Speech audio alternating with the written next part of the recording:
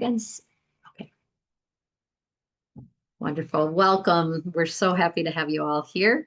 And I am going to turn it over to Ava Krutzinger, who is our Human Rights Educators USA intern. Go ahead, Ava. Hi, everyone. My name is Ava, and I use she, they pronouns. And like Christy said, I'm interning with HRE USA this fall. So thank you all so much for being here tonight. I wish I could stay the whole time, but I unfortunately cannot. So I just wanted to say a couple things about what we have going on. So I'm excited to share that applications are open for two prestigious human rights awards offered by HRE USA. We've extended the deadline for both awards to October 15th, so you may have a bit more time to apply and share with folks in your network. So let me tell you a bit about the first one. It's called the Youth in Action for Human Rights Award. This award recognizes youth leadership in defending, advocating for, and raising awareness about human rights here in the United States.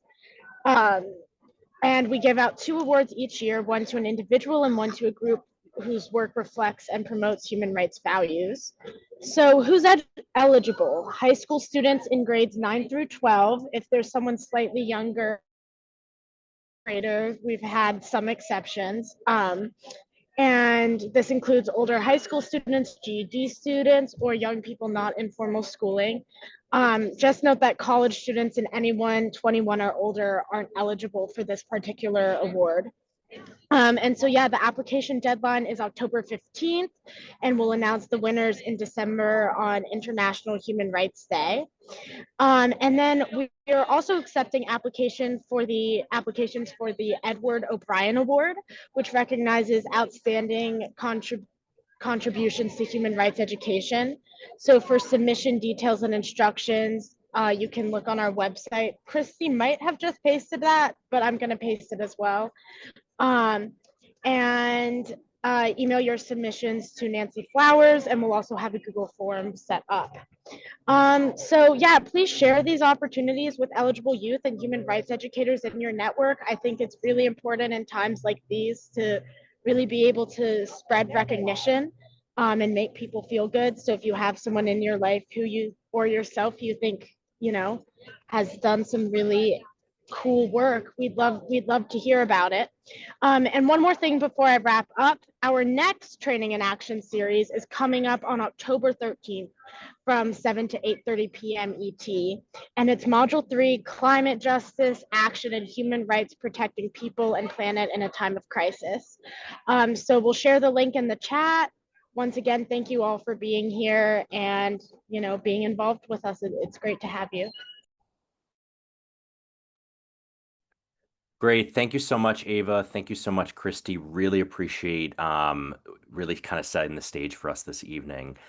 So good evening, everyone. My name is Jake Skripek. I am a social studies teacher in Manchester, Connecticut. I'm also a steering committee member of Human Rights Educators USA. And have been involved in a number of projects as part of HRUSA, including the development of this TAAS series. So really excited to be with you in community this evening. I am going to share my screen, so just give me 2 seconds here. Oop.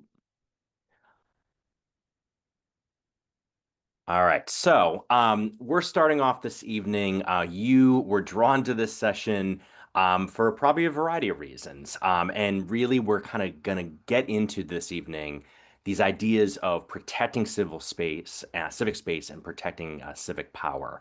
And those are loaded terms. They're really big to kind of really think about. We're going to try to make some meaning out of those this evening and really hear for some folks that are on the front lines of doing this work actively. So just kind of an overview of what we're going to accomplish this evening.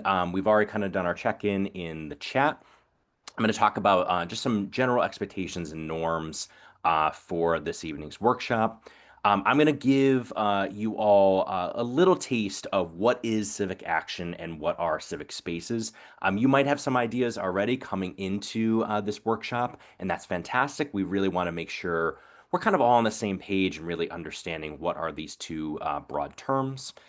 We are going to have some featured panelists this evening, really focused on their own work, sharing their own stories, diving into civic action and how they have helped to develop civic spaces within their own positionality. We are afterwards, we'll do a little bit of Q&A from with our future panelists. And then we will actually break off into some small groups where we'll do a little bit of strategy building and common sharing with one another to really think about the implications of taking this back into our practice and doing this work effectively. We'll bring it back full group, and then we will do a small debrief and then some evaluation and parting words for this evening. So that's a lot in an hour and a half session, under an hour and a half, but we will make it, and we're really looking forward to the next hour and a half with y'all. So if you've been on other workshops, this is a pretty standard set of norms and expectations. You might have seen this before. We really want to make sure that in these conversations that we have this evening, we're really following to these norms and really holding ourselves accountable. So responsibility, we take charge of our own words, fulfill our own obligations, accountable for our own actions, listening with empathy, right?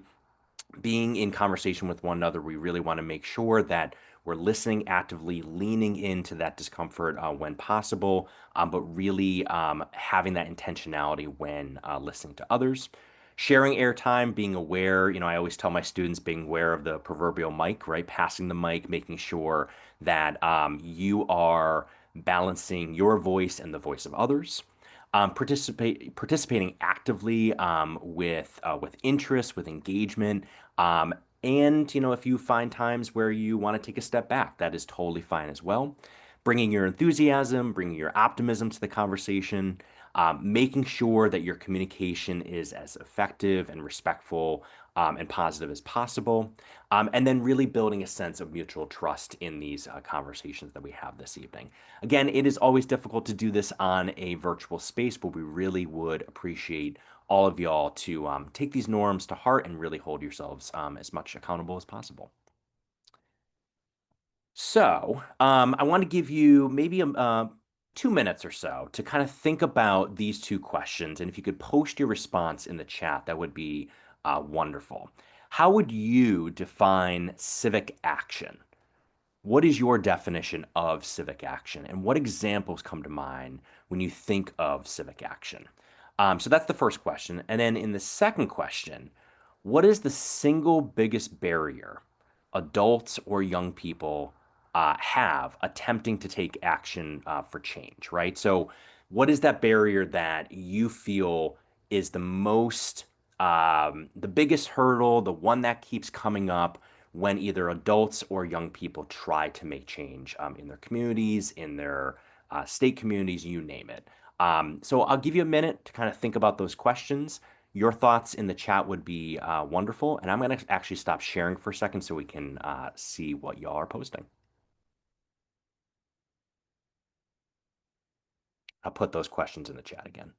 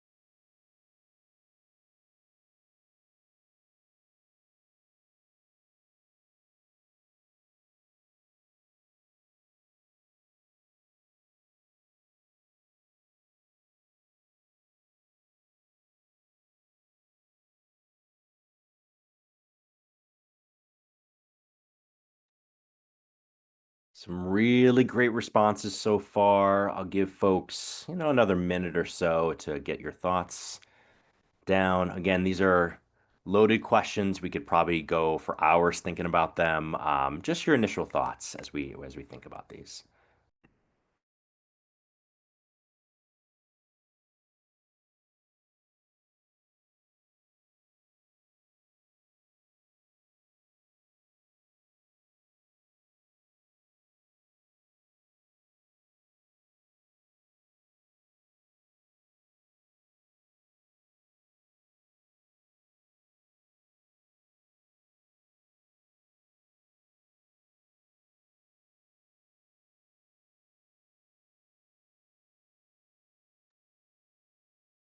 All right, if you're still typing, that is perfectly fine. I'm gonna try and glean some highlights from what y'all are putting in the chat. So I see, civic action is people working together to make their community better. Building an example, building a community garden together, right? Having that mutual purpose, really thinking about giving back and making a more thriving community. I see a little bit about solution-oriented approaches, really thinking about how do we take a solution and really run with it in a actionable, meaningful way. Um, Biggest hurdle, seeing the problem is either too big or one individual is not significant enough of a change agent. Yep. So limitations in terms of our power, limitations in terms of what we feel and yeah, feel like we can actually accomplish. Civic action is engagement in the community with others. Biggest barrier is the lack of connection to the local communities. Yup. So there are folks who, live in towns, live in spaces who may not feel that they are directly connected, maybe don't feel like they have a purpose to serve their community in that way. So there might be that disconnect in that regard. Um, Giving a try is really, really important. It matters. Potential for change being personified in effort. Working for civil society organizations and nonprofits to defend core rights. Habitat for Humanity, yeah. I mean, I think we could lump that in for sure as a form of civic action. The folks who are part of Habitat for Humanity kind of taking that action to the next level.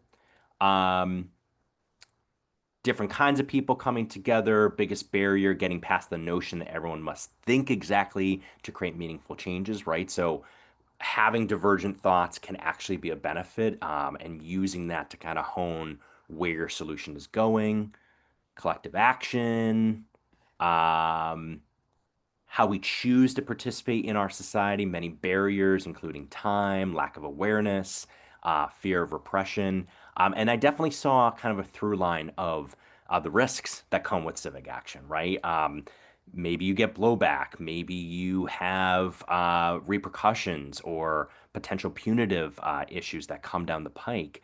And, I saw from a couple folks, young people really trying to consider for themselves, can we take the civic action? Can we take those next steps, or are we gonna face a legitimate risk? So yeah, really, really powerful responses. Again, we could spend tons of time thinking about this and really getting our thoughts down. This is just to kind of get our thoughts thinking a little bit. So I'm going to share my screen once more.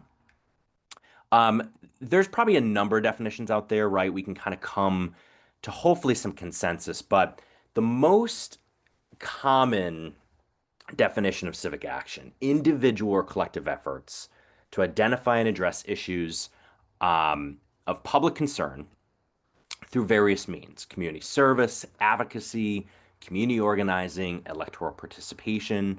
Um, I think that those two realms of individual and collective are really, really important to think about. Um, a lot of times when we're considering how could a person take action or even seeing examples out there, a lot of times I think it's broadcast to us as either or, right? Individual or collective. But I think that and thinking about both of those in concert with one another is really, really important. Sometimes it's not appropriate to have one person bear the brunt of taking action for change, right? At the same time, sometimes using a whole group or collective effort might also not be the most appropriate steps, right? It might be that an individual has the power to start to leverage that change. So I think thinking about those two dimensions is really, really powerful to think about. Ultimately, what we're really getting after is strengthening democratic values, creating healthier communities, and promoting, I like this one, promoting the public good. I think these days, we're really, as a national community, but I think as also a global community, we're reckoning with what is the public good. The public good 50 years ago, 30 years ago, 5 years ago might not be necessarily the public good today. And that might seem controversial to say, but I think we have to consistently analyze what are we trying to get after? What is that public good? What are we really trying to aim in terms of that community change, and how do we leverage action in a deeper way? So really, in very broad strokes, a lot of y'all mentioned this with maybe not naming it exactly, but civic action is, a couple of these examples, right? Grassroots organizing. We have seen, particularly in the last 10 to 15 years, initiatives, efforts, whether on a local level, national level, state level, or global level, where grassroots actors are standing up and saying, how can I use my power to start to either raise attention to an issue or call attention to it, hold those accountable, and really trying to mobilize from the ground up. I think a lot of times we think about power being invested from the top down. And we've started to see that maybe that dynamic doesn't necessarily work everywhere. How do we leverage local grassroots efforts to really say there are critical issues in our communities? How do we mobilize people who are average citizens to stand up and really use their power towards a collective form of action? When I put on here hyper local engagement, it sounds like a big term. Really, it's just this idea that um, people are starting to realize maybe it starts within our local communities. I feel like that's always been there, right? That's always kind of been in the conversation. But particularly in the last couple of years, folks are starting to see that, well, yeah, maybe we can leverage the federal government. Maybe we can advocate and really speak out for the federal government to change big pieces of legislation. That matters. We shouldn't discount that. But looking at a local level, right? What's happening in your own community? How can you leverage your own power with your boards of education or with your board of directors or town council and do it in a way that has a very micro focus? It's not to say that micro focus doesn't have value. It's to say that how are we using our power intentionally? And doing it in a way that is very, very targeted. So I like that idea of hyper local engagement. I've been thinking about that quite a bit in my own work, and I think that matters at the core of this. Data-driven strategies and solutions, right? So a lot of folks, whether they are digital nomads, whether they are influencers, or whether we're just talking about average citizens, using data to inform what are the solutions you are going to put forward, right? Looking at your community, look at the people, look at the stakeholders, look at what they are bringing to the table in terms of their identities, and using that to leverage forms of change, right? And in utilizing clear data in order to kind of make those informed steps. And then when I put on here access and inclusivity, we've seen whether it's protests, whether it's local grassroots efforts, we're seeing a deeper focus on how do we make sure that people have access to these events and these spaces.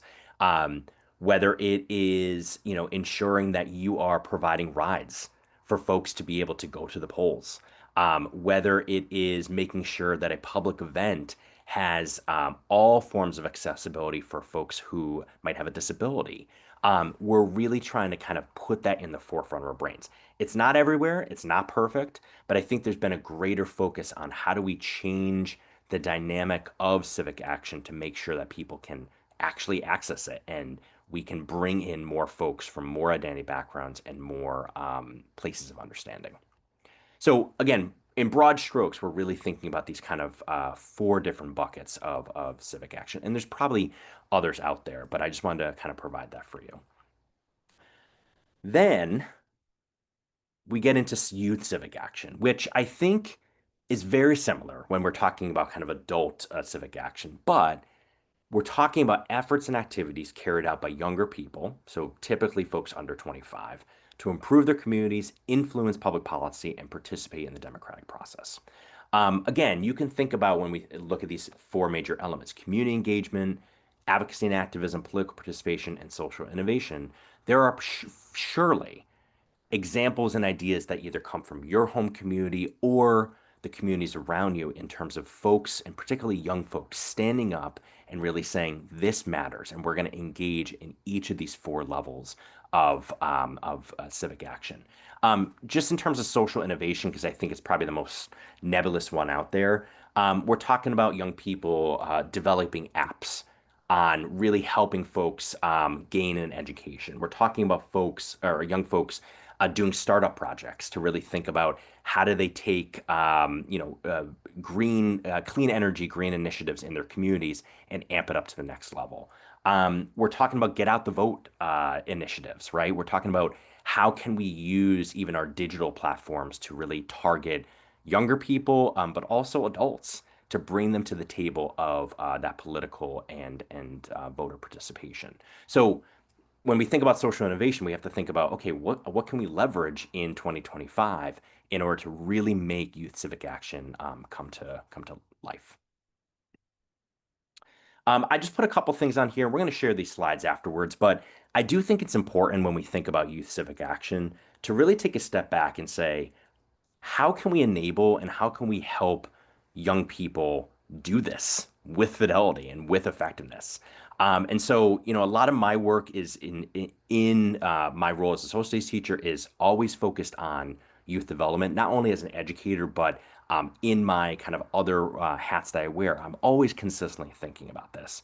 And I think it's very easy for us to say, for our young people, we're going to provide you these services. We're going to provide you these opportunities. We're going to give you these small little tacit things that help you start to think about your own power, or even just, attend an event or attend an opportunity.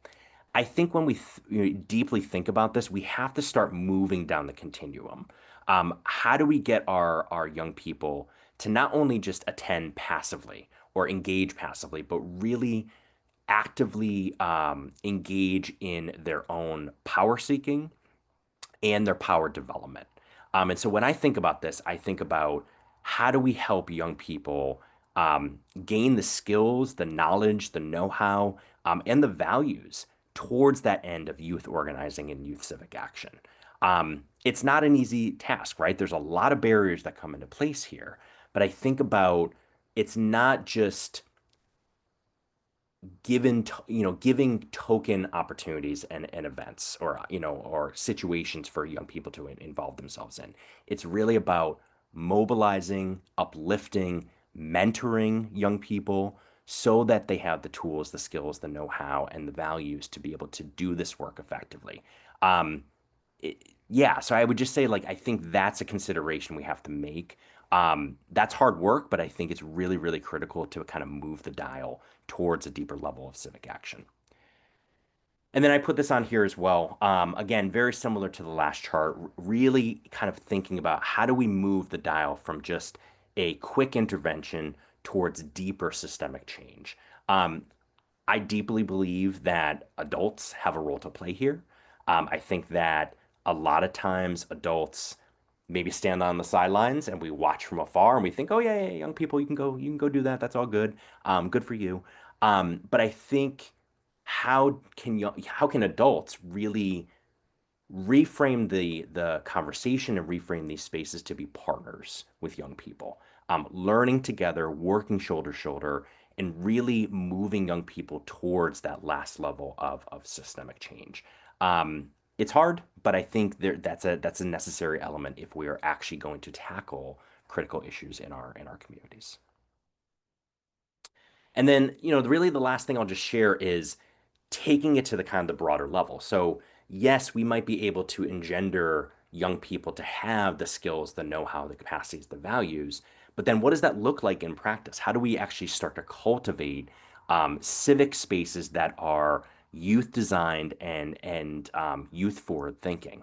And so I just think about, young people, how do we engender that love and that passion and that hope for making change in our community, right? Um, a lot of times, it's very easy, particularly for young people, and I might be making a generalization here, but I think it's very easy for young people and adults to say, well, that's someone else's problem. That's someone else's issue. I don't have to worry about that at this point. I think if we are able to cultivate those forms of action, these civic spaces, right? Young people engaging in productive digital advocacy with one another, young people going out in their communities, not just doing volunteerism, but actually changing the dynamics of their community, whether it's beautifying or whether it's in deeper civic action projects. Really thinking about how do we create these spaces that are youth forward thinking and youth centered. And so that takes a lot of mindset shift. That takes adults maybe taking a step back a little bit and allowing young people to do this work with appropriate guidance and mentorship. And I think we need more of that. If we're going to really solve the issues of a floundering sense of democracy around the world, a sense of the all of the issues that face our local, state, and national community, I think we need to do more of changing that power dynamic and really turning power over to young people. So again, we can probably go on and on. I just wanted to kind of frame this for all of you as we're kind of thinking about this evening. What I did want to do was turn it over to three of our featured panelists for this evening, who have graciously decided to spend their time with us and really speak about their own journeys, their own educational experiences, and their own moves towards youth civic action. So I'll come back to that. Actually, I'll come back to both of those afterwards. I do want to kind of get into our panelist discussion. So this evening we have three panelists with us.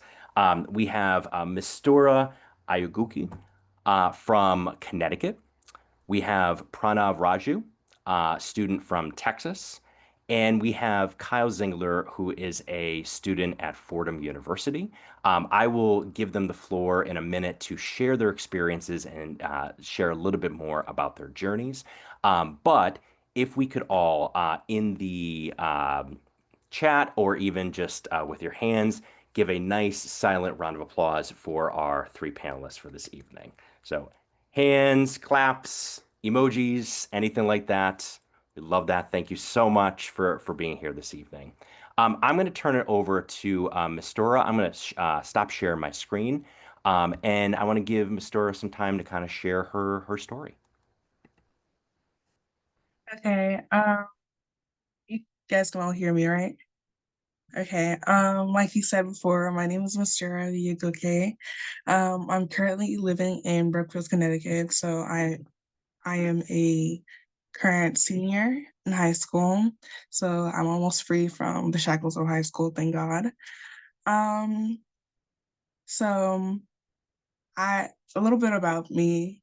So I think my civic action is a little different, fundamentally we're all the same because we're all working for change some way or another, but we all have different ways in which it's cultivated and kind of birthed and matured. So I was born in Nigeria, and so I'm not originally American. So I was born in Nigeria I was born in Nigeria. I lived through very hard times. But I'd still say those were one of my best years on earth because I was surrounded by culture. I was surrounded by people who look like me constantly, who speak the same language as I do. Even though Nigeria is filled with so many diverse tribes and groups, you know, we were kind of all the same in a way. There was that community. So I came to the United States around the time when I was 7, and it's been a journey since then. It's been a real journey since then, learning how to kind of integrate into American society while still retaining my own identity. And so, that's just a little bit about me, about my background. I'm very honored today to be able to speak in this panel. So a little bit about my early beginnings in civic action would kind of be before I really my early action in civic action my early beginnings in civic action really began in high school. Like, I did not know what I wanted to do. Every time my parents would ask me, these are immigrant parents, especially from Nigeria, from Africa, and with the mentality that, you have to be a doctor, an engineer. There's the three specified and glorified careers that you're given. And if you don't fall into that, whatever makes you the most amount of money, and gives you bragging rights with other parents, that's all you get. And I was constantly just being bombarded by that same question: what do you want to do? And that my passion was kind of birthed in one random class in AP Modern Worlds. And I don't even remember where we were studying. We were studying, actually no, we were watching a video about the Congo. We were watching a video about the Congo, and they were teaching us how the history of colonialism in Congo, and how the Belgians came into the country, basically destroyed everything, enslaved the indigenous people of the land, to the point that people's hands were being cut off if they didn't meet the quota for materials and things like that. And the one question that kept coming to my mind, and in the video, they also talked about how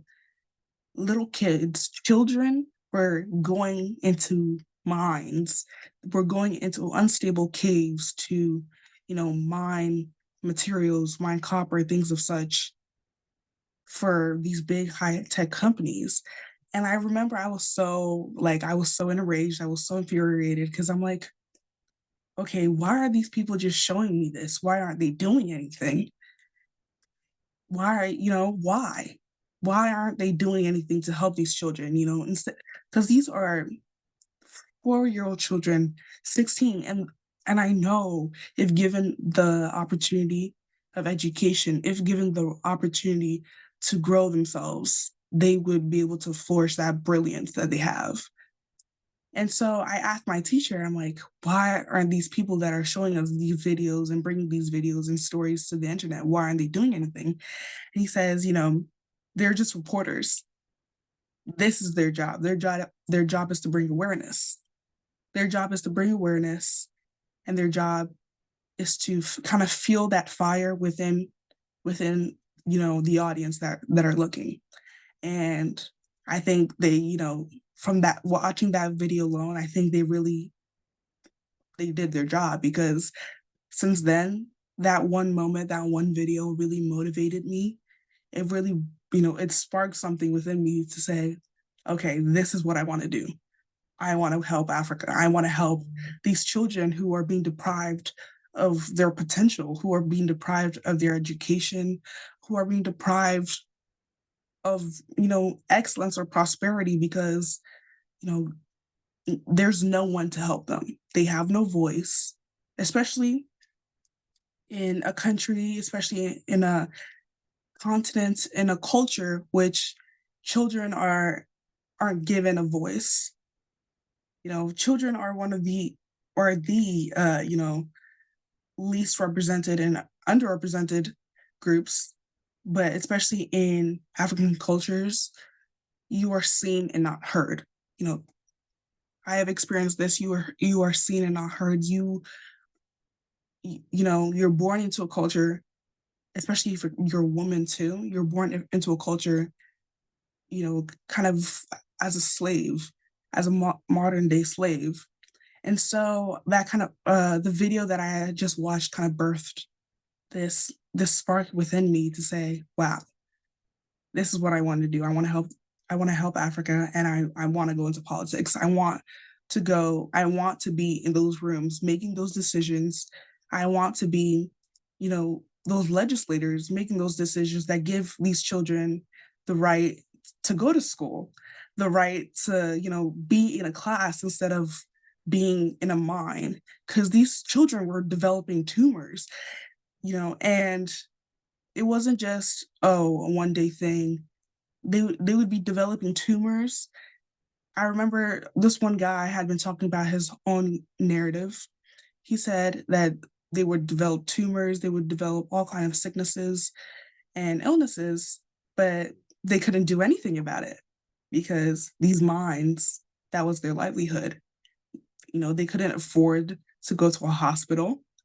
They could because this is all they could live on. They couldn't even afford to feed themselves and to feed their families. So what else could they do? So that really birthed my civic action. And since that day on, I've kind of partnered with my mom because, obviously she has more experience in the culture of Africa because, she's older than me and she lived in Nigeria much longer than me. And with her, it's truly been miraculous because I was able to really see how a woman born into a culture where you're not allowed to really challenge traditions. You're not allowed to challenge, what has been set in stone, how she was able to kind of go through that transition on her own after seeing these things. And so with her help, we were able to start a foundation kind of in honor of my grandma that actually passed away. And we were able to, give food out to the homeless, provide shelters to people who were homeless, give food out to, young girls who were exposed to poverty, who are exposed to poverty and sold into prostitution at a very young age, who were kidnapped and sold into prostitution, and all they had now were, their babies and no one. That was their new life. That was their new narrative. And, along with my mom and along with my family, along with other youth in Nigeria, and honestly, we really want to help grow that our charity.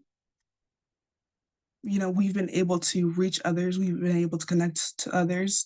And so to me, civic action is just, like I wrote in the chat earlier, it's the potential of change, and it's personified through effort.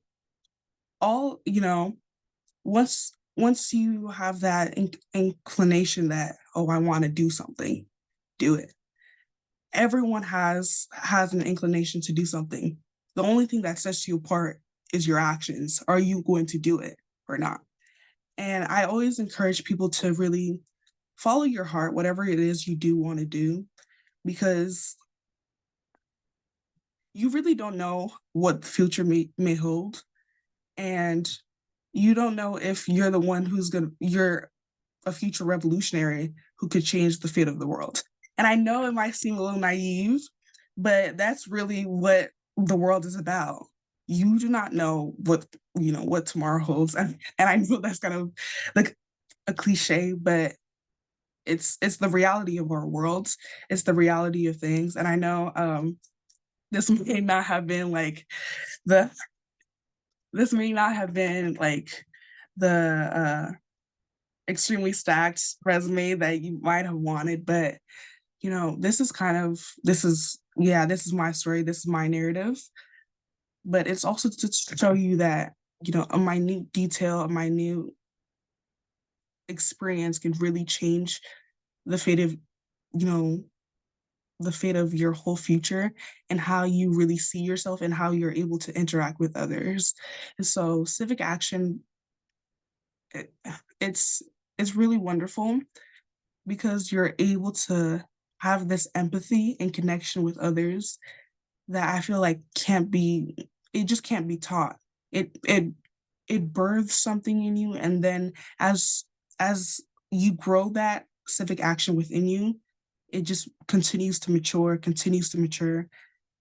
and it's really not about you. I think that's what you have to wrap your head around.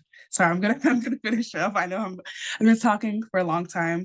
I think what you really need to wrap your head around is, you know, this you have to let go of that, oh, everything's about me, the world revolves around me. I swear there are people going through a lot worse than you are, not to invalidate anyone's feelings or anyone's experiences, but really coming to America, like living in Nigeria, we had experienced, we were living during the time of like a terrorist, the height of a terrorist group in Nigeria.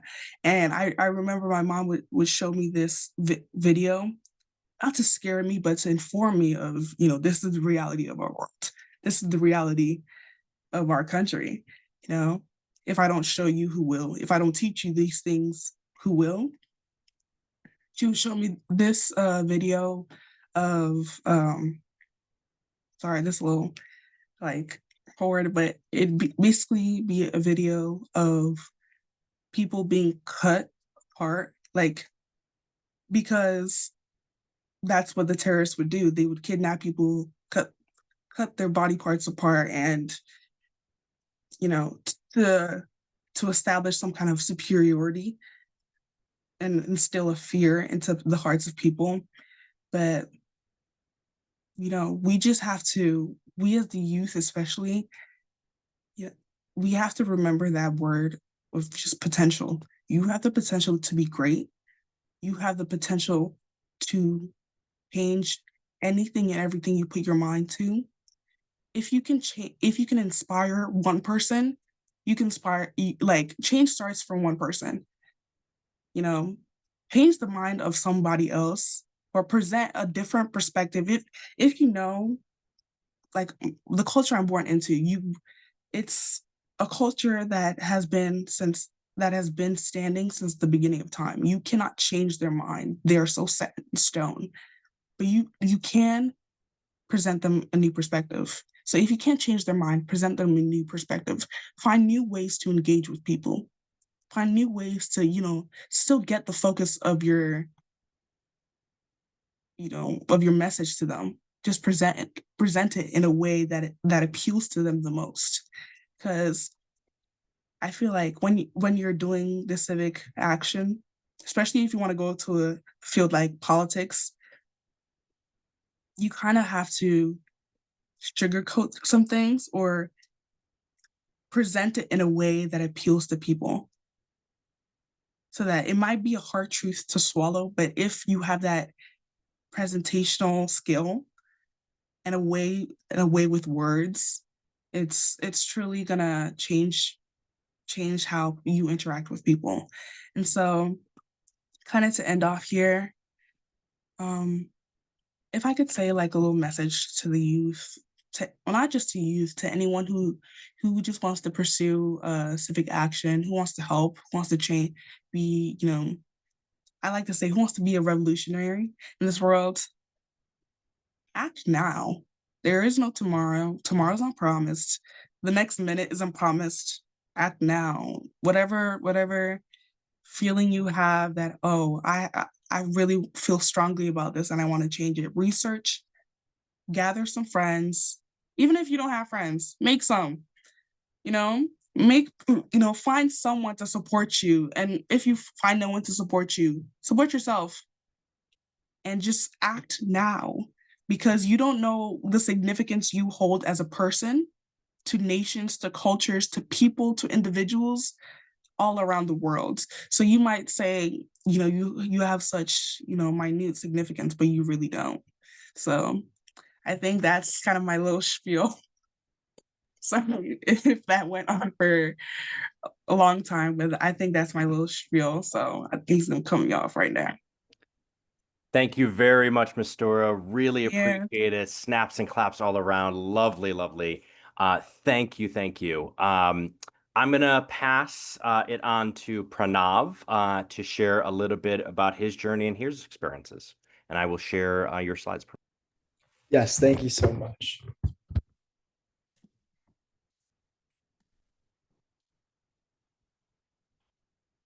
Hello, everybody. Everyone can hear me? Yep.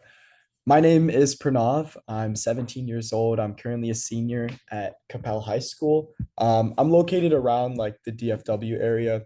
I live in Irving, Texas, so that's where I'm calling from. And I wanted to talk today about my journey in youth civic action, from advocacy to research to tools for change. If you don't mind moving on to the next slide. Yep, thank you so much.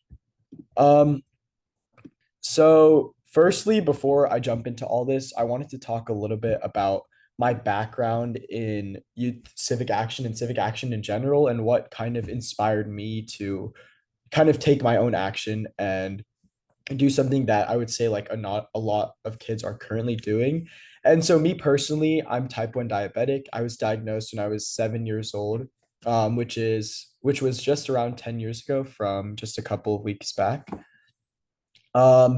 And just seeing other type 1 diabetics around me and other families around me and what struggles they had to go through and what struggles like me and my family had to go through is what initially inspired me to take action and to try to make a change. So all my youth civic actions started out with my advocacy for type 1 diabetes, and it allowed me to grow into who I am today and do all of the work that I'm able to do now. Even working with all of you here on HRE USA, I've received so many great opportunities. And yeah, that's kind of the backbone. That's my backstory. That's where I started. And of course, I'll go on into that more later. But starting off, just a little bit about kind of what I've done with HRE USA this summer. I want to say I'm so honored to be part of this conversation and talking about the youth civic space and kind of the power that the youth and the younger generation has, even if they don't really realize it. I received the Youth in Action for Human Rights award that Ava was talking about earlier. I was the winner in 2024, and I was lucky enough to be recognized by Human Rights Educators USA. And this summer, I became the first ever Edmonds student intern at HRE USA. And I now have the opportunity to be on the National Steering Committee along with so many amazing human rights professors and mentors.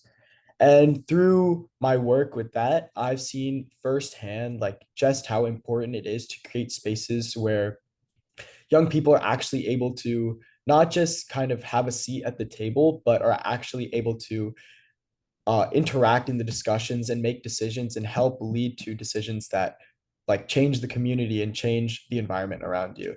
And one of my projects with HRUSA was a Texas K through 12 family priority survey, which gave families and students a chance to share what they valued most in education.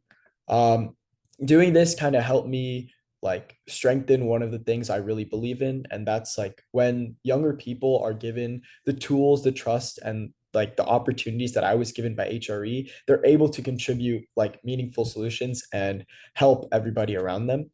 And then thank you to HRE USA for allowing me to have this space to do this good work and creating the space for young people just like me. And then protecting civic space is like making sure that these voices aren't like pushed to the side, but they're recognized to help like build better schools, stronger communities, and healthier democracies, like Jake was talking about earlier in this meeting. And this research-based visualization, as you can see on the screen with the scorecards and then also the image on the right, it shows with also like the suggestions on the right that policymakers can use and educational leaders can use. So I just wanted to go into a little bit about what this actually looks like. So what this survey was and the project was it was a survey distributed throughout Texas, mainly North Texas, asking questions and receiving actionable data about what families wanted for their students' education, especially regarding like human rights and what is going on in their school's curriculum. So here are two visuals. One is on a human rights scorecard, just a couple of like statistics with some data that you can see on the screen. And then on the right was some of the results that we received me and then along with my mentors after analyzing all this data, just some results for the policymakers. And of course, if anybody wants to see this again, I can share it out or we can come back to it later. But if you don't mind moving on to the next slide. Yep, thank you. So this is now moving on to my work outside of HRUSA. So I'm an advocate and a Children's Congress delegate through JDRF, also now known as Breakthrough T1D. This is actually very connected to HRUSA because one of the things in the United Nations Declaration of Human Rights in Article 25 is that everybody has the right to medical care and necessary social services. And like I was talking about earlier, my journey kind of started before I even knew what civic engagement actually was. It started out for me in elementary school, where these were things that were pushed onto me just from a young age. I started to learn from a young age that kindness, compassion, and leadership mattered so much. And over time, the things that I learned when I was younger grew into larger opportunities for me. I've worked with Breakthrough T1D, this organization, as a delegate and an ambassador for 7 years now. I was invited to go to Capitol Hill and speak with lawmakers there and share my story and the story of so many other families living with type 1 diabetes on Capitol Hill. And I also created an advocacy toolkit to mentor other youth advocates. I was also honored to be able to testify before Congress and share my story in front of some of the most important people in the world, honestly, and show just how important it is for like healthcare to be accessible for everybody. And yeah, this is like my main advocacy work outside of HRUSA, and it was what originally got me recognized for the award last year for HRUSA. What I've learned is that advocacy is the most powerful when it combines authentic stories along with facts and like real world data. It connects, so the personal experiences connect to like people's hearts while the statistics and the data make decisions move forward. And like you kind of need that balance with storytelling along with evidence that truly makes like lawmakers want to make these decisions and push things forward. If you could move on to the next slide, please. Okay. So this is about how collaboration creates change. This is one of the most important things, in my opinion, for civic engagement and especially youth civic engagement. So protecting youth spaces also means like mentorship and partnership. Adults can help amplify youth voices by listening, by creating safe spaces for us to help out and contribute, and by respecting our perspectives and our ideas. So it is just as much on the adults to be able to assist like the younger generation as it is on the youth, because once these youth have the platform and the ability to help, it makes it so much easier for them. And HRUSA was so helpful for me, especially because they created this space where I'm able to interact, or I'm able to help, or I'm able to share my ideas. And at the same time, like these young people have to step up and then bring ideas and be willing to collaborate. One of the main barriers that is like stopping a lot of younger people from actually stepping out and trying to make change is because they are afraid that their voice does not matter. And honestly, it was like this for me at first. As someone so young trying to make like such a big difference, it's really hard to understand that I actually can make a difference. And it took me quite some time to actually see like any tangible differences. But like as like I started out my work honestly in fourth, fifth, sixth grade, like even from then I was able to make like a small difference and inspire other people. And collaborating with sponsors. So just a couple of things I've done. First off, with as you see like the pictures on the left, is at the JDRF ambassador events, which is like I've collaborated with sponsors and recruited new teams at the annual walks, and then of course fundraising at galas and spreading awareness. And then it's also so important to collaborate with celebrity supporters for a bigger impact. For example, like the Dallas Cowboys Golf Classic, Cliff Harris is a great supporter, and we're able to collaborate with all these Dallas Cowboys players to create a larger impact. You can move on to the next slide. Oh, I was actually talking about this slide. Yeah, okay. So this is on how curiosity and humility lead the way. I'm so grateful that I was able to start this work at such an early age. I was lucky enough to start out before most of like the high schoolers around me, because it helped me, because this showed me that advocacy is not only about like necessarily making a difference, but also creating relationships, the people around you, and building community around you. If I had to give some advice to the younger generation, it would be to always be curious and always try to find out more, and of course, to be humble. And then one of my most major and proud accomplishments is being invited to the State of the Union address as a T1D advocate. In 2024, I was lucky enough to be invited as a guest of honor to the State of the Union address, and I was able to attend. And my journey honestly started with like a simple Instagram post from a congressman. This is Congressman Mark Vesey, who I've worked with a lot, and he's championed like a lot of policies that I have been pushing for and that I've advocated for. And so, how it all started for me and how I was able to interact with him first was I went directly after school to his town hall to ask um, why your post said the insulin is capped at $35 when it costs $250 at a pharmacy. And this is what sparked the conversation between me and him. And it led me to be able to work with him and other lawmakers so much more. From that, I was able to intern at his office, of course, attend the State of the Union, and have so many other opportunities.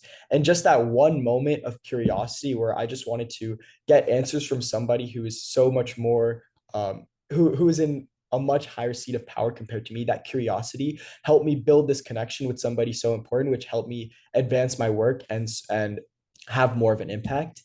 And then 2 years later, from that one curious day, I received a surprise invitation to the State of the Union address as his guest. Lastly, I wanted to talk about what exactly, oh, I'm sorry, could you move on to the next slide? Yeah. I wanted to talk about what this journey exactly has taught me. Um, this does sound kind of corny. It's pretty cringe, but it's that civic action is more than just speeches. It's also things like research and tools. And advocacy works best when it's rooted in personal stories and evidence, like I was saying earlier. My personal mission is to ensure that healthcare is treated as a human right, not a privilege. I'm currently in high school now. I'm still a senior, but this is something that I'm going to continue working on, something I'm going to continue advocating for even after I go to college. Um, and no child or any human should suffer or die because they cannot afford healthcare. And thank you for giving me the chance to share my journey, to share my story. And I look forward to learning from everybody today. Thank you all so much. All right. Thank you, Pranav. Claps and snaps all around. Lovely. Thank you so much, very much for your sharing your story, sharing your journey. And then we are going to turn it to our last panelist, Kyle Zingler. So we'll give Kyle some time to share his experiences and his story as well. Hi, everyone. Thank you so much again, Mr. Skripik, for this opportunity. A little bit about me. So I started a nonprofit when I was a high school student. But before that, I was obviously involved and civically engaged from a young age. My father was the youngest person ever elected to my town council. And so from an early age, I was constantly out into the community. I was very much ingrained and observant of everything going on. And I credit that in many regards to helping form me into the leader that I am today. And now I'm currently a student at Fordham University, finishing up a BA in Urban Studies and American Studies. But I'm gonna kind of move back and share a little bit about my story and how I've arrived to the point at which I am. And hopefully my story will also underscore that paths, especially when engaging in this work, are by no means linear. You have to be nimble and adapt and shift based on the challenges and opportunities that are presented to you.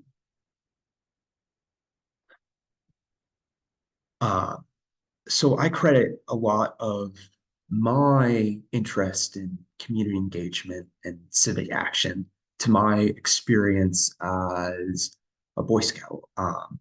So I started Boy Scouts when I was in sixth grade.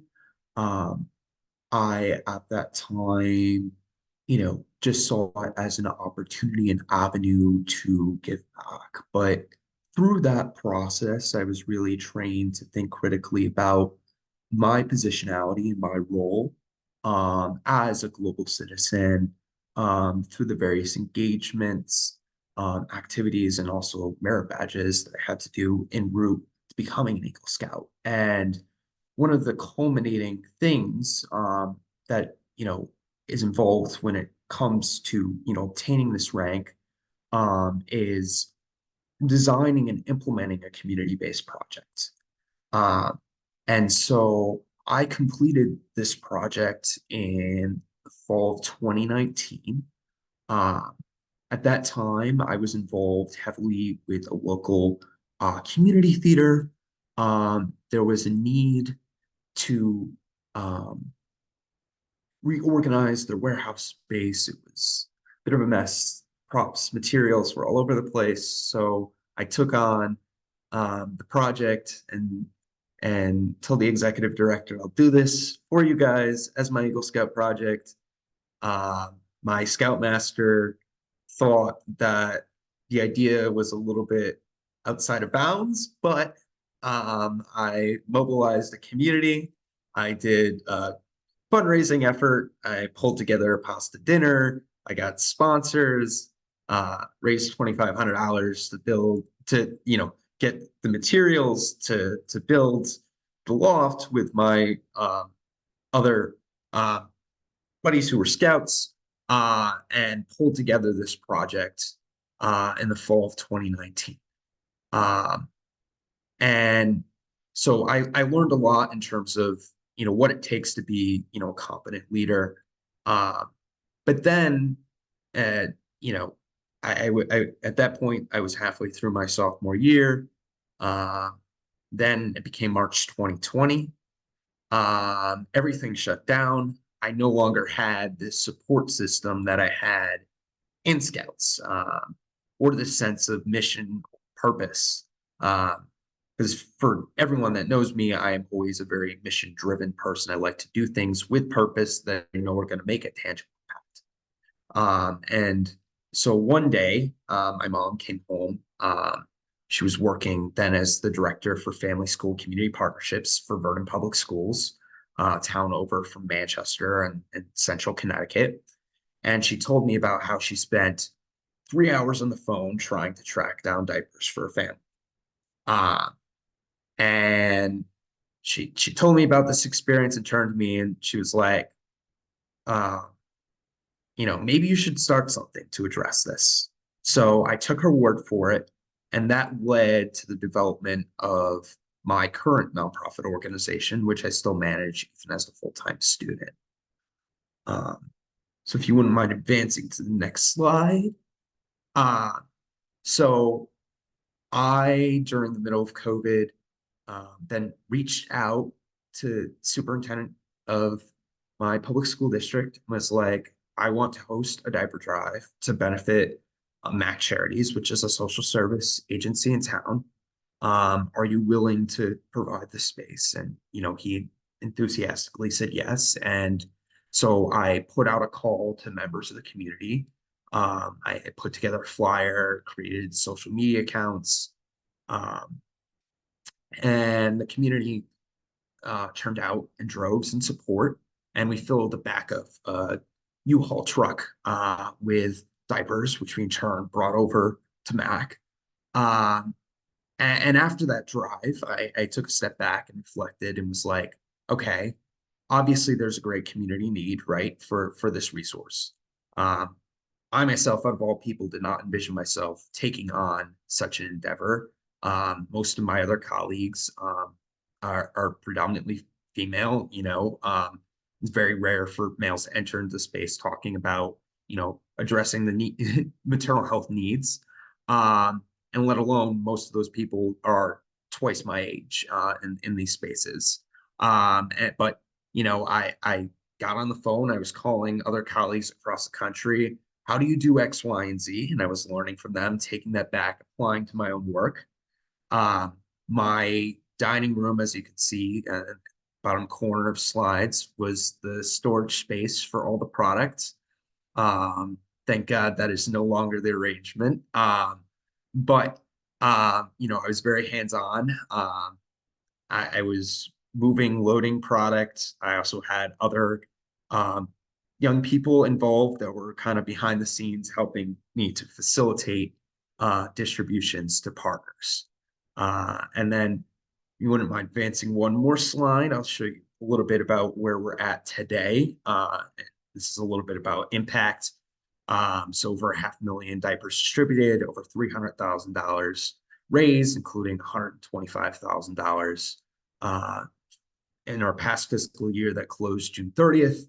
We're supporting over 400 plus children a month. I did not envision it being at this large scale. I just saw, okay, there's a community need. I need to do something to address this. Diapers at that point, and still aren't covered under SNAP or WIC. $100 a month per child. And also, fundamental, even though it's a material basic necessity, it's a critical, social determinant of health. And so pass forward again, next slide, about how we're at now. So now I was really fortunate. I have a strong partnership with a local moving and stores company. They give us space.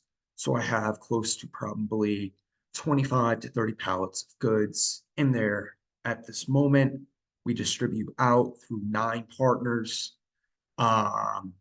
So last year alone, we distributed over 180,000 diapers. We have corporate volunteer groups that come in to help repackage diapers that are received through community-based drives or also through corporate donations. And so I've done a lot, but not even just in this, looking about and trying to identify other community-based needs. And this isn't, there's a picture of this on this particular slide, but we've also implemented first town-wide car seat distribution and installation program. So we partner with the police department to do installs of car seats because there was an identified need. Specifically, my community had a higher rate of injury and fatalities from motor vehicle accidents among young children. So this helped to fill an identified gap. But, beyond this, I realized, obviously it's one thing to do something at a community level, but I also feel a larger calling to support other, young adults who are actively engaging in work, elsewhere, even if it's not specifically in my hometown. So over the last couple months, I've been slowly starting to scale and roll out Young Changemakers Alliance, which basically creating space for other young adults to come together and collaborate and brainstorm and ideate. And I'm actually doing some work even on campus. I'm hosting a workshop actually tomorrow evening through Humanitarian Students Union to bring together students who are interested in incubating and starting other projects, because I feel it's very important to be actively engaged in the current climate in which we find ourselves situated. And again, a lot of the skills that have also developed, especially when it comes to critical analytical thinking, I very much credit to my human rights and also larger liberal arts education. Being able to think critically and apply, concepts that we often see as larger theoretical frameworks into actual practice to make tangible difference. And that's even what I'm doing from a larger standpoint, even within the focus of my academic study as a double major in urban studies and American studies. working on a senior thesis that's looking at the criminalization of serious mental illness among unhoused Black New Yorkers. And so there's definitely a lot of synergy when it comes to, obviously taking, tools and research to also apply, and devise community-based solutions. So with that, you can advance to one final slide and I'll wrap up here. So if you are interested in learning more about work of both my organizations, the Young Changemakers Alliance or Gentle Love Connections, feel free to follow us on Instagram for updates. And then I also have my personal LinkedIn as well there in case you want to follow along. And I also do a lot of resource sharing as well. And always happy and willing to help other young adults in their journey.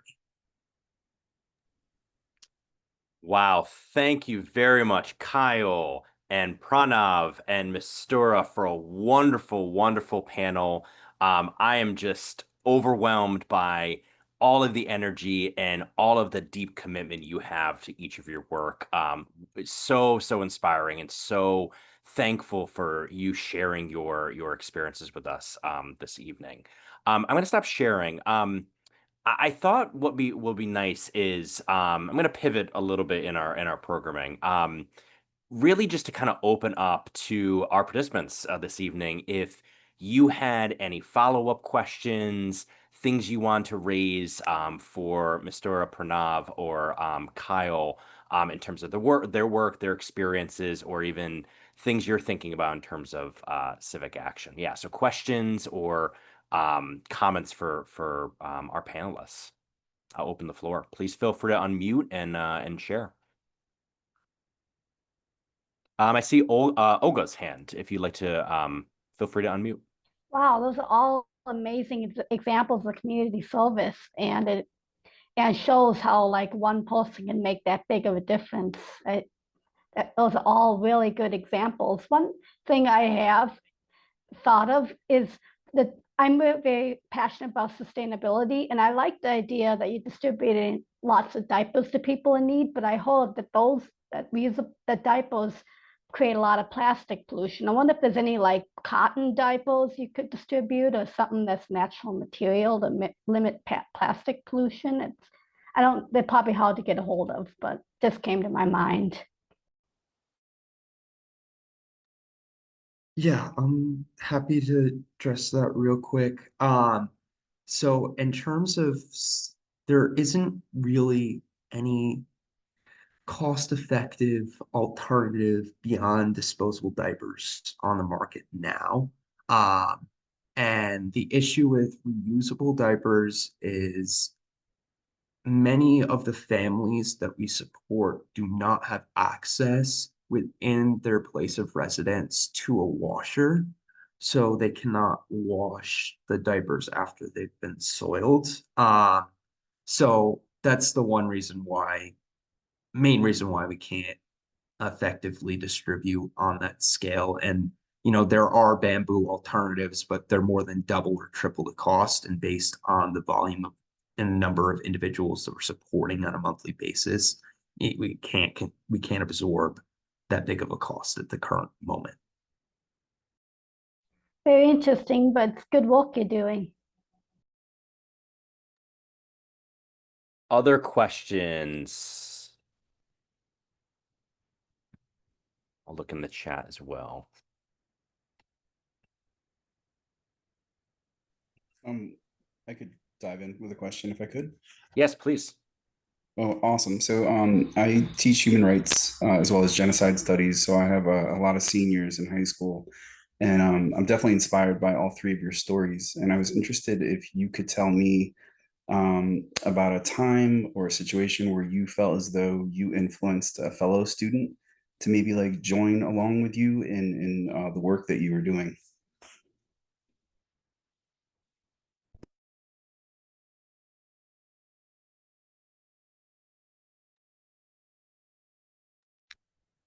Go ahead, If you Mr. want any one of us to, okay.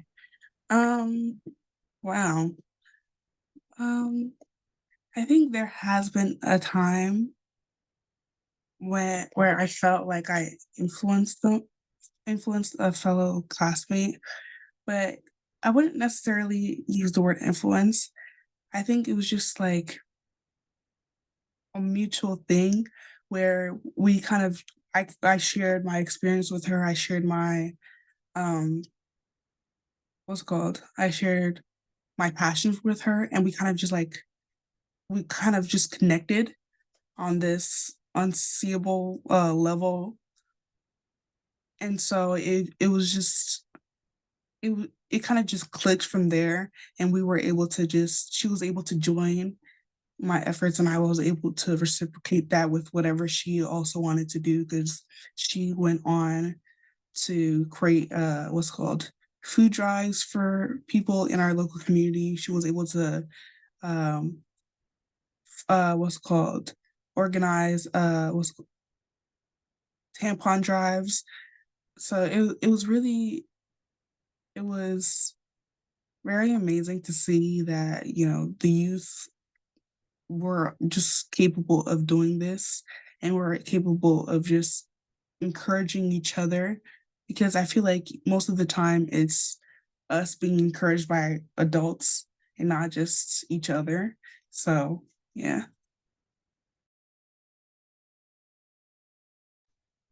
Excellent. Yeah, thank you. That's what I'm interested in hearing. It sounds like a really authentic human connection. So instead of influence, maybe like a little inspiration through connecting. That's beautiful. Pranav or Kyle, any thoughts to that question? I don't know if you had any thoughts. Otherwise, we can definitely take another. I mean, I think it's really important, at least from my experience, um, to have an open dialogue and to meet them where they're at, um and and do more listening than talking. Um, Understand like what their objective is, and then try to step in and help to the ability that you feel comfortable. Uh, for instance, I had actually a student who's based in Manchester, uh, but went to a private school elsewhere.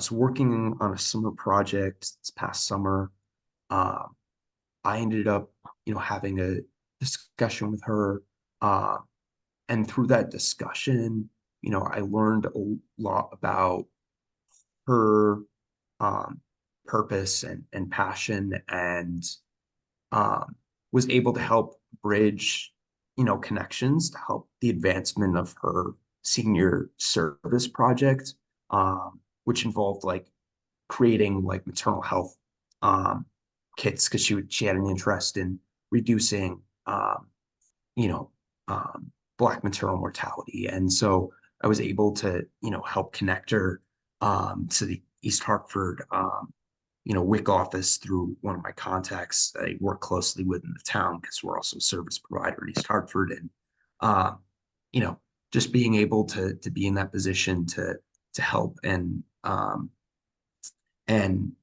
know provide direction without um being overbearing, and also giving people the liberty to create and implement on their own, I think is really important.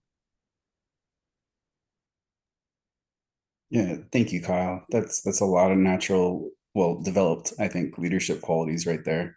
Being like an intuitive listener, hearing from others first, not leading right away, but waiting until, you hear what they need and then providing that direction. That's amazing.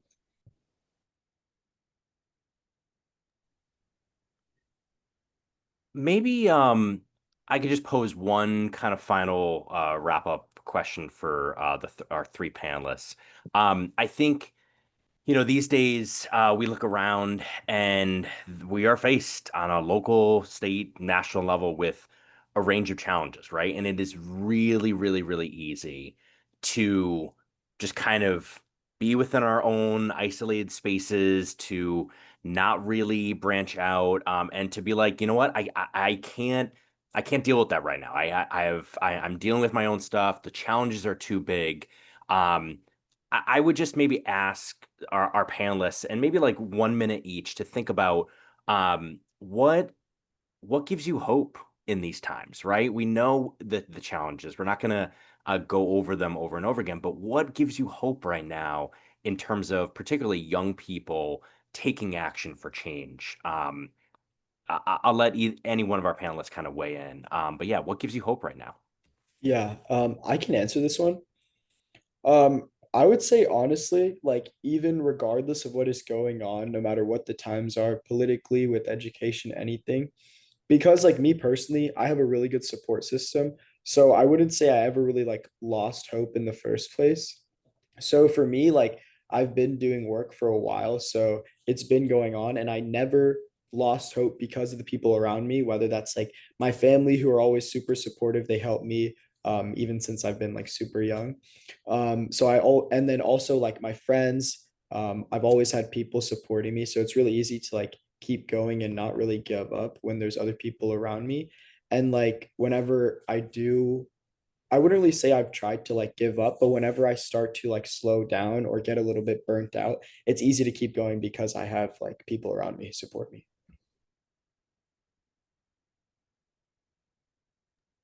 Thanks, Pranav.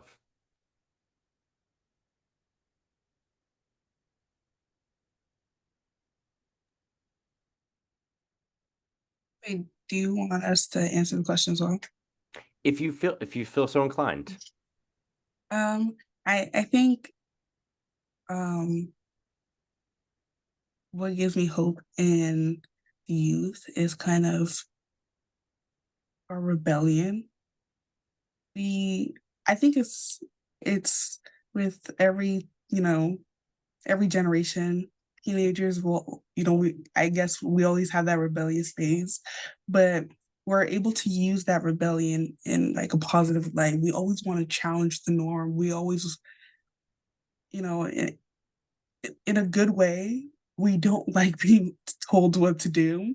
And so with that mentality, we're able to be bold, be courageous, and really go out there and say, hey, this is wrong. And you guys know it's wrong. But you guys like were able to so boldly call out cowardness. And I think that all comes from, that rebellion, that youth rebellion that, we all go through. So I think that's kind of what gives me hope. So rebel, you know, in good, in good, in good terms, I'd say.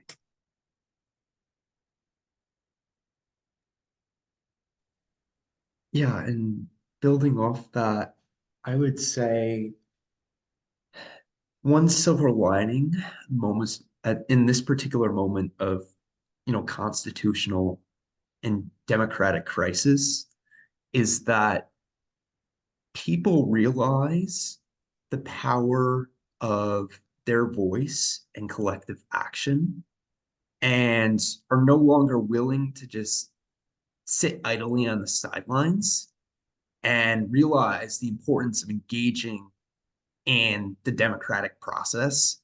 And I have every reason for hope that young people will turn out. And I mean, we've even seen that in New York City in the Democratic primary.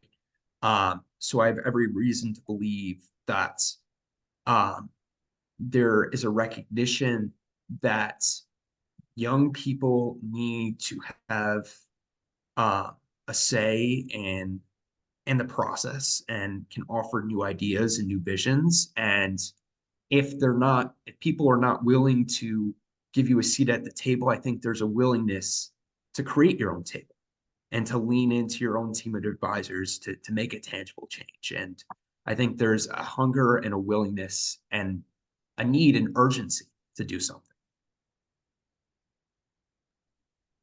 Well, thank you all very much. Let's give it up one more time. Emoji claps, hand claps, snaps for our panelists. Wonderful, wonderful thoughts and considerations and speaking your truth this evening.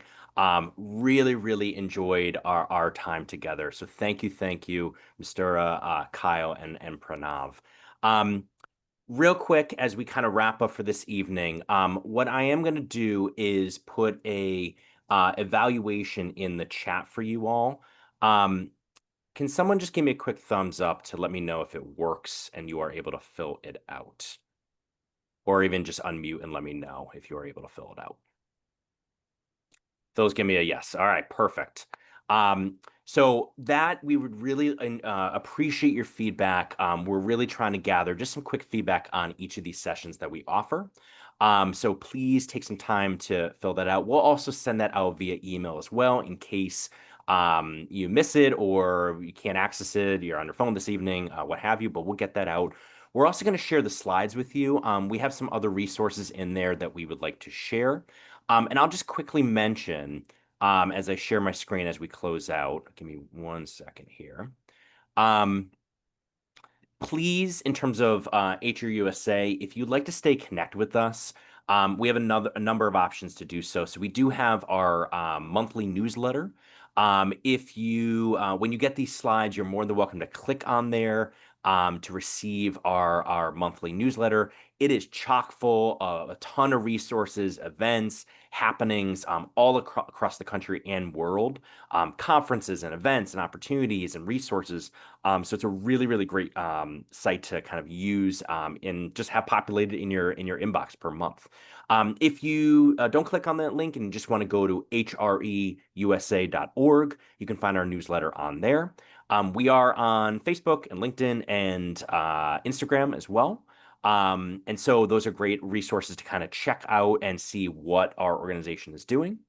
As Ava said at the top, we have a number of workshops going on throughout the fall and spring. Our next one is on October 13th, really focused on climate justice, action, and human rights. We will make sure you have access to that registration, but when you get these slides, the link is right there for you if you want to register for that October 13th session.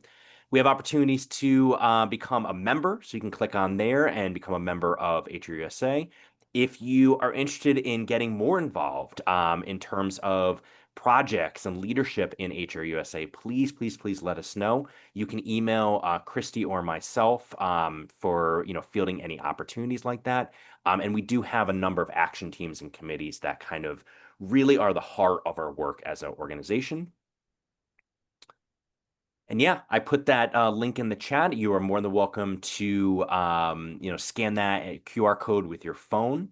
But again, really appreciate your time this evening. Thank you so much for hopping on. And we hope you have a great rest of your week. Have a good evening.